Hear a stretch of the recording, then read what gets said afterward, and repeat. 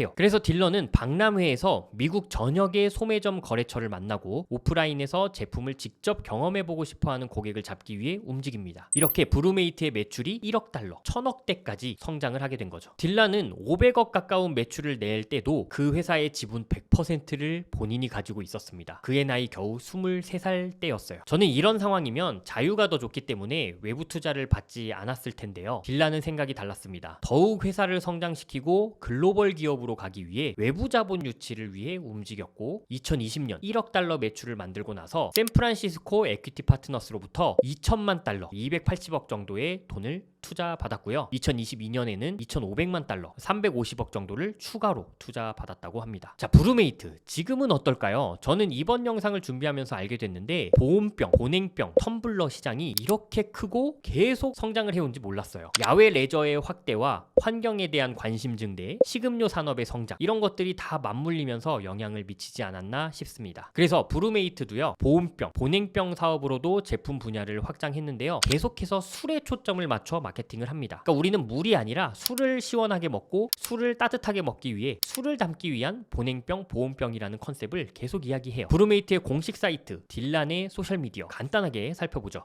자, 이 사이트가요. 브루메이트 공식 자사몰입니다. 여기 보시면 그냥 일반 그냥 텀블러 상품 아니야? 라고 하는데요. 여기서 시작점이 되었던 상품이죠. 바로 이 제품이 홉술레이터입니다. 자, 홉은요. 그 우리 맥주에 홉 들어가잖아요. 그 홉과 인슐레이터의 합성어로 홉술레이터라는 이름을 쓰는 것 같아요. 그리고 와인이 들어가는 건 와인술레이터고요. 이렇게 보온병, 보냉병 같은 이 소재로 안에가 구성된 이런 컵에 16온즈짜리 캔을 맥주를 넣어서 마시는 겁니다. 이 캔까지 파는 게 아니라 컵 쿨러입니다. 여기에 맥주를 캔째로 넣으면 시원함이 유지된다. 이게 전 세계적으로 어마어마하게 팔린 겁니다. 이 제품과 더불어서 와인 버전이 또 엄청나게 인기를 끌었던 거죠. 이런 식으로 돼 있는데 와인 병을 이렇게 넣을 수 있는 69.99달러 한 10만 원 정도 가까이 되는 금액이네요. 지금은 사실 상품군이 굉장히 많습니다. 그리고 상품의 수도 굉장히 많고요. 매출이 높기도 높은데 재고에 대한 부담, 재고 자산도 굉장히 많지 않을까 생각이 드는 지금 사업을 하고 있어요. 딜란 제이콥의 소셜미디어를 한번 보면 그냥 개인의 소셜미디어인데 지금 팔로워가 6.9만이고요. 딜란 제이콥 개인 계정에서 사업적인 마케팅을 많이 하지는 않습니다. CEO로서 본인의 퍼스널 브랜딩하는 형태의 컨셉의 계정이고 나머지는 실제로 본인의 브랜드 계정을 만들어가지고 브루메이트 계정을 소셜미디어 마케팅용으로 사용하는 것 같고요. 영 리치죠. 말 그대로 영 리치의 삶을 그냥 보여줍니다. 여기 보니까 코닉세그라고 하는 엄청나게 고가의 슈퍼카죠. 자신만의 코닉세그를 지금 만들어서 제작이 끝났다고 한다. 그래서 항공을 통해서 이제 배송을 받을 예정인데 2025년 1분기에서야 뭐 이렇게 된다고 한다. 뭐 이런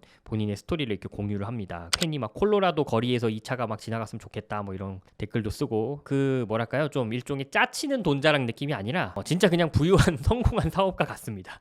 호텔 있잖아요. 우리가 그냥 돈 모아서 갈 수 있는 호텔의 어떤 그 라운지에서 내가 부자가 된 방법 뭐 이런 느낌이 아니에요. 아예 넘사 사업가의 느낌이 나버리기 때문에 10대 때부터 사업을 하다 보니 결국 이런 삶을 누리고 있다라고 볼 수가 있을 것 같습니다. 딜란 제이콥 25살밖에 되지 않았지만 그의 인생 스토리를 전달하는데 버릴 내용이 없을 만큼 정말 많은 도전을 해온 사업가가 아닌가 싶습니다. 그의 사업 과정에서 그가 했던 의사결정과 그가 위기를 극복한 과정, 그가 문제를 마주하는 태도 등에서 여러분이 새로운 열정과 도전 의지를 피우실 수 있었으면 좋겠습니다. 저 역시 이번 영상을 찍기 위해 자료 조사를 하면서 새로운 열정들이 많이 샘솟는 것을 느꼈거든요. 오케이, 오늘은 25살 나이에 1000억 이상의 매출 사업을 만든 딜란 제이콥의 도전 과정과 그의 비즈니스 여정을 뜯어보았습니다. 우리 모두가 이렇게 거대한 사업을 할 필요는 없습니다. 하지만 스몰 비즈니스를 하더라도 딜란의 사업 시작 방식과 문제 해결 방법에서 배울 점이 너무너무 많다고 생각합니다. 이 영상을 여러 번 돌려보시면서요, 여러분의 사업에 응용할 방법들을 찾아보시면 좋겠습니다. 오늘도 긴 영상 봐주셔서 진심으로 감사드립니다.